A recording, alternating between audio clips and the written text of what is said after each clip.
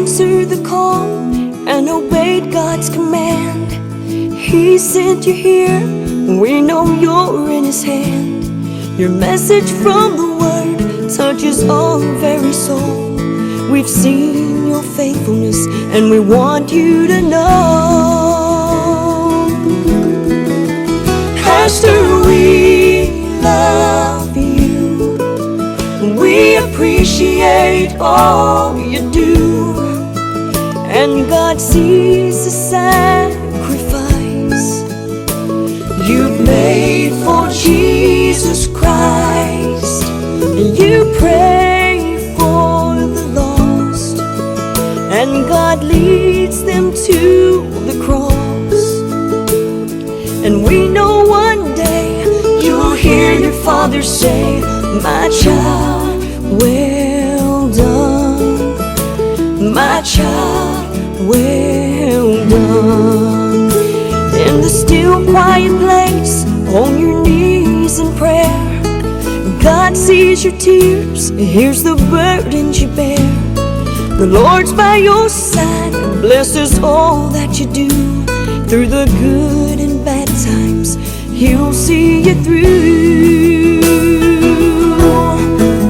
Pastor, we love you.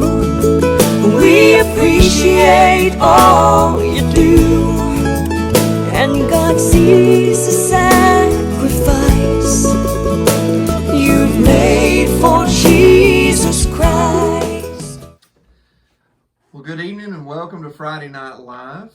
We are excited today to be able to be in the office of Dr. Sammie Reid, our pastor for the last nearly 35 years. And we just realized that some of you may not know some of the ins and outs of his life and how he got to be where he is today. And so we felt it important to maybe ask him a few questions tonight and see what's on his mind. So, Brother Sammie, thank you for agreeing to do this and share some of your life with us. And we hope that you're doing well through all of this different time of transition, for sure, with all the coronavirus stuff going on. You transitioning well, I assume. This is a difficult time, and let me just first say that I appreciate the opportunity to do this on Friday Night Live. I've enjoyed watching the Friday Night Lives. I think that our church has done well with during this pandemic of trying to minister through YouTube and Facebook, and I get to hear some good things that are being said about the different people we have on here, and I appreciate the opportunity to be here to do this for tonight. Well, we appreciate you taking the time to do it.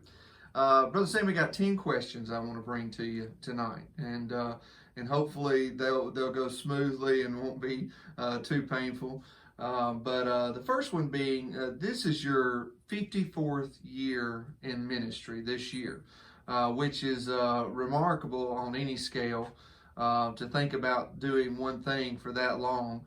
And I know it's probably hard to believe by most of us what goes on in the life of a pastor over 54 years. But if you would take us down memory lane to some of the early days of your ministry, maybe talk about a little bit of your early life. We want to hear things about maybe your call to preach, your first sermon, what it was like pastoring your first church, so that just kind of take the wheel there and go with us. I accepted the call to preach when I was 21 and was ordained at 22.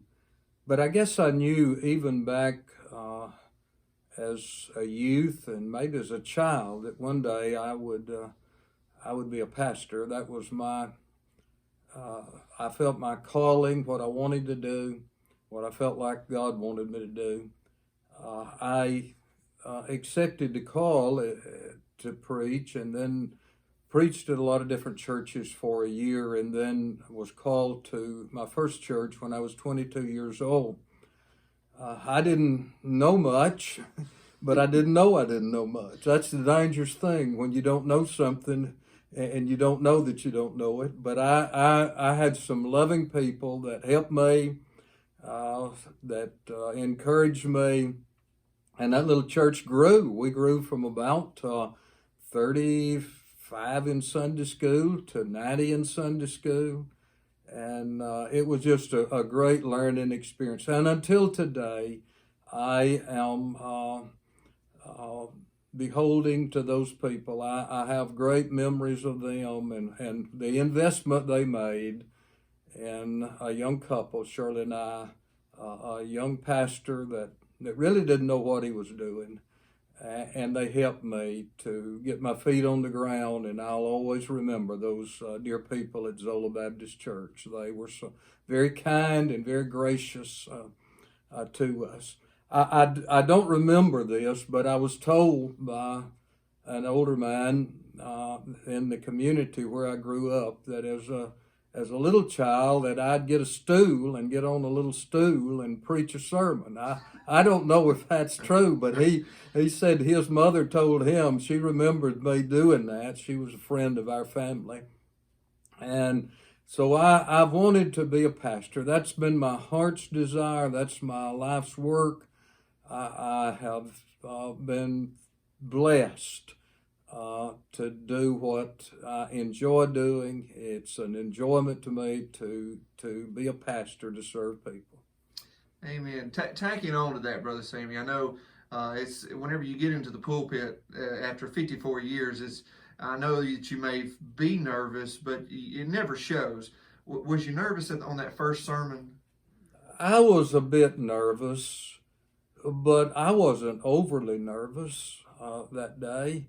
The people, years later, not too many years ago, a lady that had been in that congregation that day when I preached my first sermon, she said from the very onset, you just seemed at home in the pulpit from the beginning. And she said it was on that first sermon.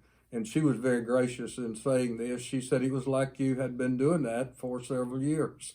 I'm sure that wasn't exactly accurate, but I wasn't overly nervous. I was somewhat, but and when I got started, the nervousness went away. All right. Well, it's a seamless process now, so you've mastered the art.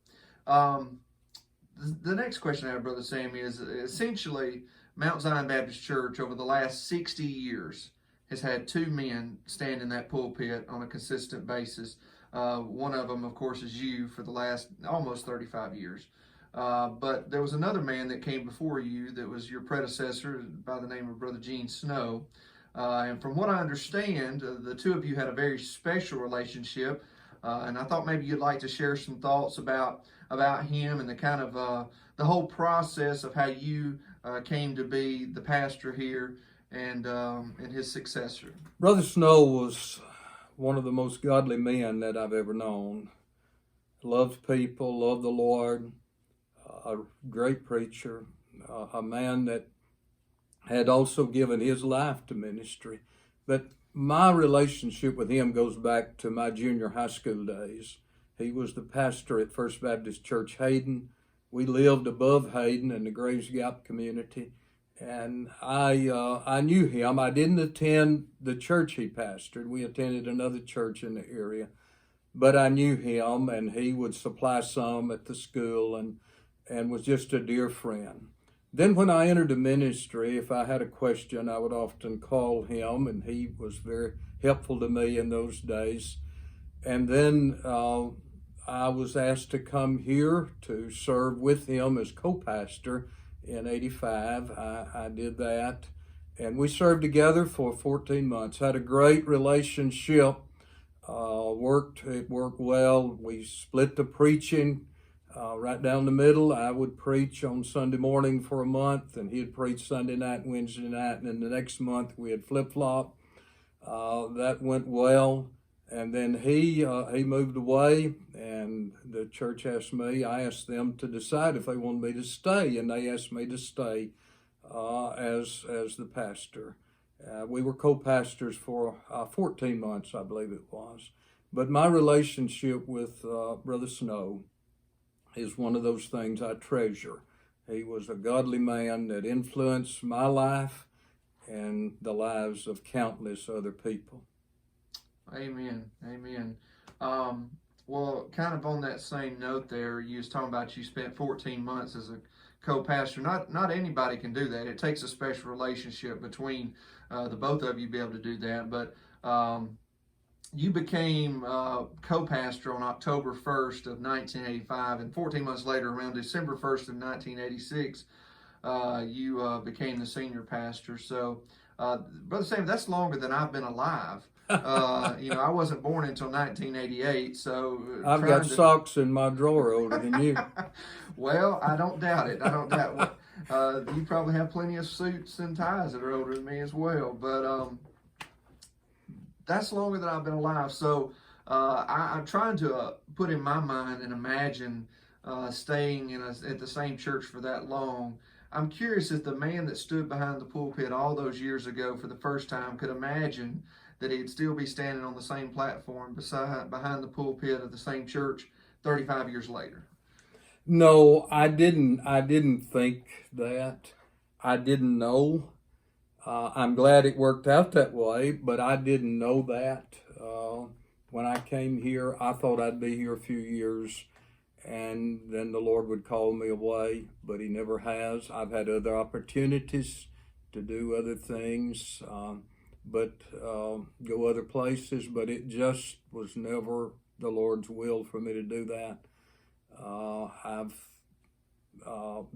been blessed to be able to stay here all of these years and build a lot of precious, precious relationships with the people. All right. So being that the pastorate itself, people who aren't in the pastorate and people who haven't served on staff at churches rarely can fully understand the inner workings of the church. There's a whole lot more that goes on than just what happens on Sunday mornings or Sunday nights or even Wednesday nights for that matter. That's right. It's a whole lot more to that, and at times it can be very daunting and very burdensome on the man that sits behind the desk there. So what would you say has been your secret, not only from your standpoint, but from the church's standpoint, to this partnership, the longevity that y'all have had together? To stay at a place a long time, several things have to come together. First, you've got to have a great church, and this is a great church. So you've got to have a great church, and I'll be the first to admit my tenure here, the length of it, has more to say about the church than it does about me personally. But the pastor also has to have several things that he has to be able to do. First of all, he has to give good pastoral care. That is so important, that you be there when people need you, that you be available to them at their times of need. And I've tried to do that across the years. Good pastoral care. Second, he has to have some administrative abilities. Things don't run themselves. Programs don't run themselves. He has to be able to delegate responsibility to other people. But there has to be some administrative ability. I'm not a great administrator, but I do believe I have some administrative ability. And third, he has to be a pretty good preacher. And I think preaching expository messages through subjects and books is so important. Given his time to study, to preparation, to being ready to preach. Those ingredients have to come into focus in the life of the pastor if he is going to be able to have a long tenure at a place. You have to keep your preaching fresh. And along with that, Brother Jacob, another thing, start something new every little while in the church. Some new challenge, a new building, a new program, something to get the people excited about their church. About what God's doing. About what God's doing and what He wants to do in the life of their church. Amen. Well, it seems to be working, so I'm just going to suggest you just continue on with that thought process there for many years to come. But when we think about your preaching, we talked a little bit about that. Anyone who knows you or has heard you preach knows that you're a man that whenever he steps in the pulpit, he's prepared. He's ready to go. He knows what he's going to say. What does preparation look like for you in terms of sermon preparation? And, I'm sure many in the church have heard these rumors about being a year ahead. Just how far ahead are you in you preach essentially, if you count your Sunday school class, 4 times a week. How far are you ahead in all this preparation, especially with the coronavirus? You've had some time to really work on it. Well, I've had a lot of time to work on it here lately, and I've spent a lot of time working on the preaching calendar. I plan my preaching a year ahead. I have the subject, text, and the main points of the message for Sunday night, Sunday morning, Sunday night, and Wednesday night a year in advance. I stay about 2 months in advance in the actual completion of the message. The message will be completed about 2 months before I preach it in the pulpit. I learned to do that in the doctoral program at Lutheran Seminary. One of my projects there was to make a preaching calendar for a year. And I made that calendar, and after I made it, submitted it, and it was approved, I thought I can do this every year, and this is going to help me. And I started then, and I've been doing it now 30-something, nearly 40 years, I guess, about 35 or 6 years probably. I've been doing that. And it has been very profitable for me because it allows me to gather illustrative material all along. Now, when I prepare about 3 messages a week and a Sunday school lesson, but when I come in here on Monday morning, I put the finishing touches. I prepare a message. Sometimes I'll leave and go to the hospital and make some visits and come back and work a while that afternoon. And usually by the end of the day, Monday, I have a Sunday morning sermon prepared. It may be 2 months before I preach it, but it's ready. Then Tuesday, I do some more work, usually for Sunday night. Wednesday for Wednesday night, a Wednesday night message, and then the Sunday school lesson along with that. My Sunday school lessons I stay at least a week ahead on them. The benefit of that is if a pastor has a difficult week, maybe a couple of funerals or a lot of hospital work, then he is not under any stress. His message is already ready. And I put the Sunday morning, Sunday night, and Wednesday night messages on the secretary's desk first thing Monday morning or Sunday night before I leave the church. Well, I stay well ahead and try to stay fresh in the preaching, to preach something that is, preach messages that are helpful, that are encouraging. And every person that listens to a sermon that I preach, I want them to know something when I get through that they didn't know when I started, or either to be reminded of something that they may have forgotten. Amen. Well, I can attest the week you went down with your blood clot. I think I preached that Sunday morning, and then I was at the hospital that week every day. And the thoughts of, I think you returned to the pulpit the next Sunday, praise the Lord. But I thought you did a week, great job. I heard so many good things. Well, I thought that whole week, I'm like, Brother Sammie has weeks like this on the regular, and he still is able to preach 4 times. And so I'm sure that preparation really does come in crucial moments whenever you'll have some weeks where you don't have that much hospital work, and you take advantage of those weeks to get a lot of sermon work done. That's right. And that builds up then to where it balances out. All right. Well,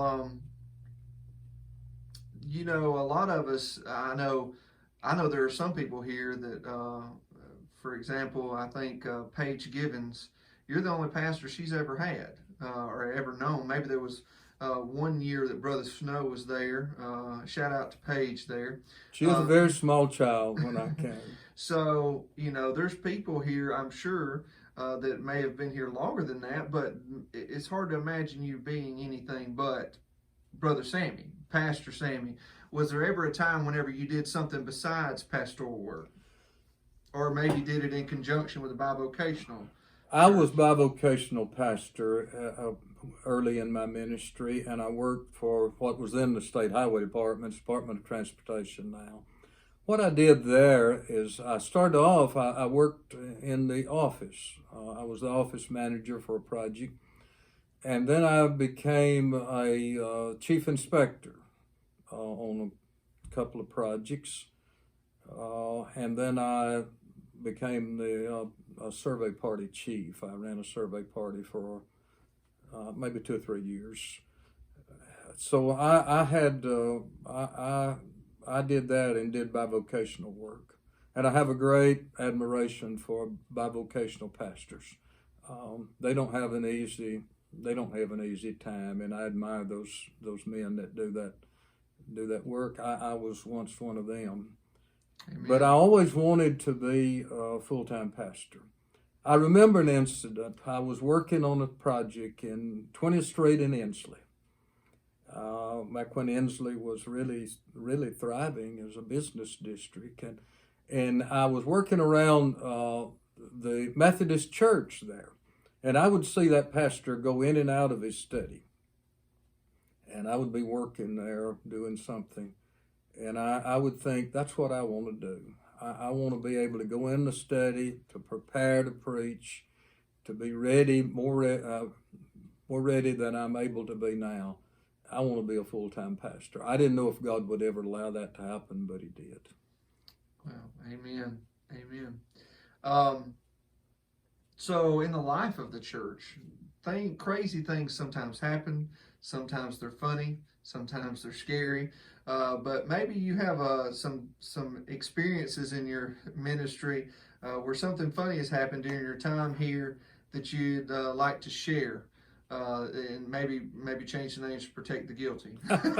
I'll tell one on myself. That's safe to do. One of the things I remember, it wasn't funny at the time, but one of the things I remember, I had not been here long. When you go to a church, you're a little anxious. I was about how I was going to be accepted and that kind of thing. And the Brother Joe Bradford, he's with the Lord now, but a great, great man and a great help to me in my early days here. He came into office one day and he was just laughing. And he said, guess what I just heard? I said, well, I don't know. It must be awfully funny the way you're laughing. He said, I heard that I was just out in the cemetery and I heard that Mount Zion had a new pastor and that he was going to take all of the tombstones, level all of the tombstones and put them down even with the grass out in the cemetery. Well, I was immediately just terrified. I said, how did that get started? And then I remembered how somebody took something I said and misconstrued it. I had said to somebody, we were just in general conversation, a number of us were talking about the mowing of the cemetery, and he said, and I just made the statement, well, it's a lot harder to mow where these tombs are up, and some of these cemeteries now have them level where it's easier to mow over the headstones. And that went from that till I was going to have them all moved in just a short time. I was terrified. I've looked back on it and laughed now, but I can assure you, when I heard that statement, it wasn't funny. but I look back now. Well, it's those kind of statements that they hang you at the gallows for as a young pastor. And I thought maybe somebody was already getting the rope ready. Well, that's great. That is great. I feel like to so many people here, you are a great source of wisdom for them. Of course, wisdom we know comes from the Lord, but you have acquired many experiences and wisdom. But if you could share with us maybe the best piece of advice you ever received, anything that comes to mind. My parents always told me, tell the truth, treat everybody the way you want to be treated in return. And regardless of a person's station in life, you treat them with dignity and respect, regardless of who they are. I've tried to live by that. I've not been perfect in it. One of the nicest things that has ever been said to me, and I remember this till this day, and it's been many, many years. It's been way over 40 years. I was leaving a church. It was our last Sunday there, and one of the older men in the church called me aside, and he said, "I want to talk to you just a minute." He always called me Brother Sam. He said, "Brother Sam, I want to talk to you a minute." He carried me around just where it was the two of us, and he said, "I am sorry you're leaving, but," he said, "I want to tell you, you have treated all of us the same. You've not made any difference in this church family." Brother Jacob, that meant more to me. It still does today. I hope I was worthy of that. To treat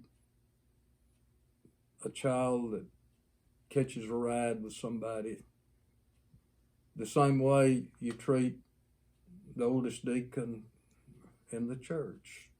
To treat everybody the same. That means a lot to me. I guess that's some of the best advice my parents gave me. I've tried to live by that. I've not been perfect. I've been far from it. But I've tried to treat people the way that I would like to be treated in return, and treat them regardless of who they are, treat them with dignity and respect. Amen. Well, you've done a good job of that. Looking at yourself now, I know being a lot younger, even just 10 years ago, I wish I could go back in time to some degree and share the wealth of knowledge that I've learned over the last 10 years in ministry with my younger self. I would probably have done a lot differently.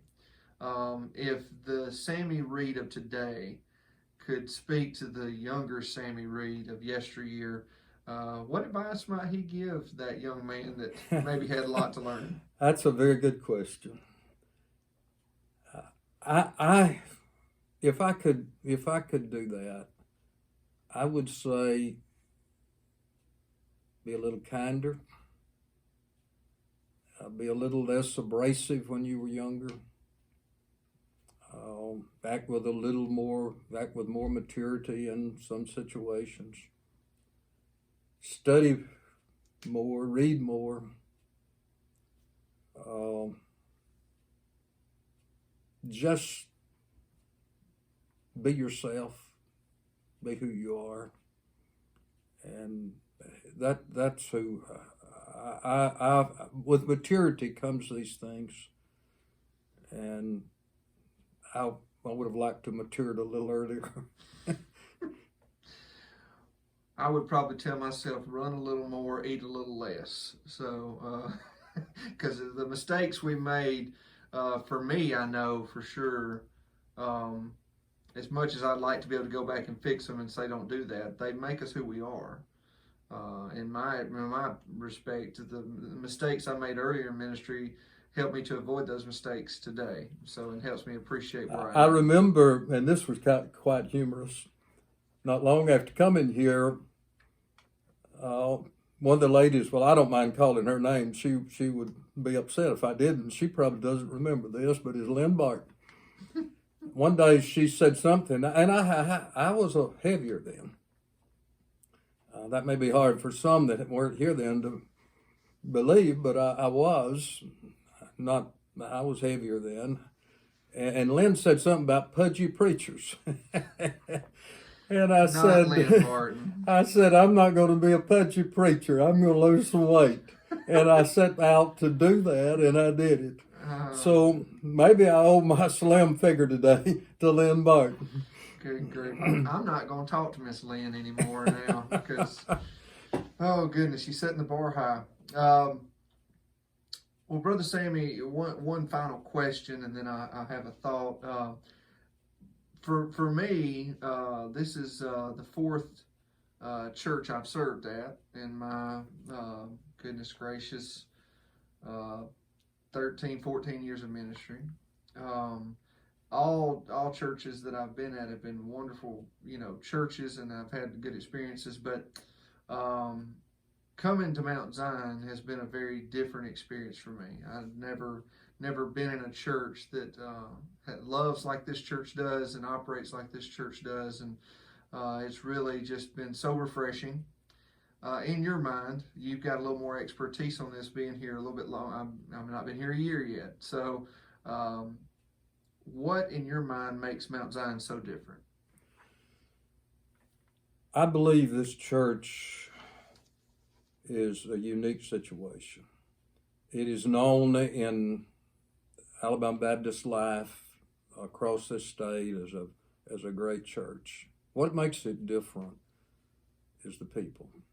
The people love the Lord, they love one another, they love their church, and they're willing to sacrifice for this church. One of the things I would like to say is the staff. I've been blessed to have good staff people here over these years. And without that, we couldn't have done what we've done. We've had excellent staff people, have excellent staff people now, great staff folks. But we've also had great lay leadership. People that would step forward, men and women, and take leadership roles. And that has enabled us to do what we've done. And the people of this church love one another, they love the Lord, and they love their church. That's the secret to this church's success. When you do that, you're willing to sacrifice, and they're willing to sacrifice for the church. They let the pastor be the pastor, they let the staff be the staff, and they don't try to micromanage what we do.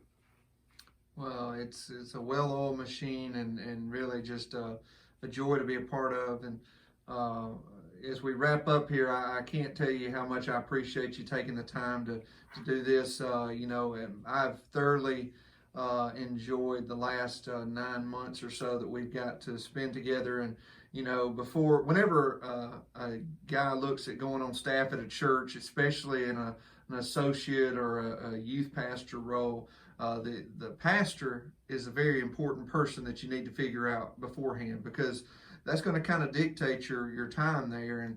And I'm not afraid to tell you, I asked around about you, before I came, and I have connections to some degree all over the state, and everybody I talked to, they just couldn't say enough good things about you. And so it's an honor for me to be able to serve with you, and I know how the church here feels about you, and how they couldn't imagine anybody that they would want more or better sitting in that chair. And so we appreciate your service to the church, and your willingness to serve in that humble spirit that you do it with.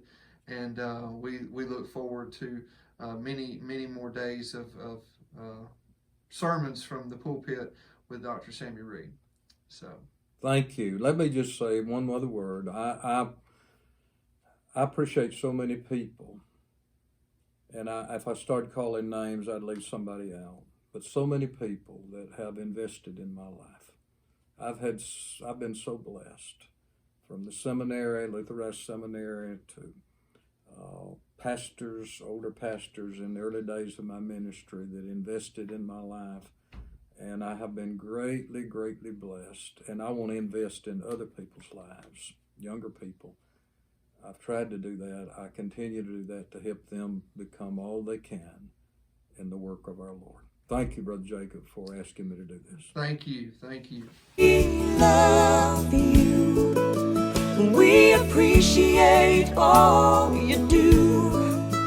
And God sees the sacrifice you've made.